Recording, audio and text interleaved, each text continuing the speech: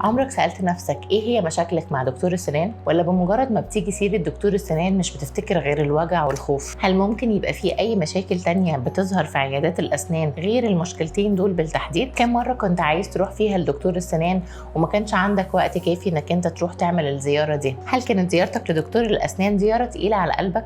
يا ترى انا محتاجة اتصل واحجز واخد ميعاد وممكن الميعاد يتلغى ولا لا؟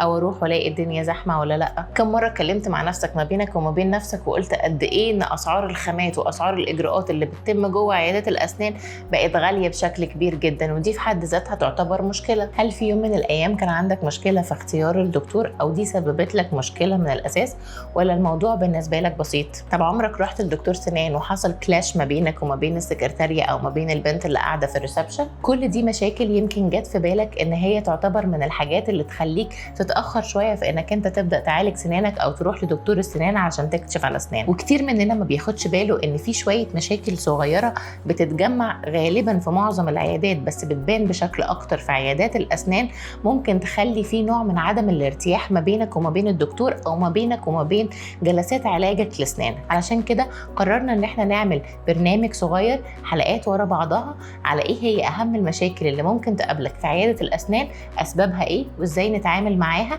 علشان لما نتحط فيها نعرف نتخلص منها. تابعونا علشان نعرف الحل.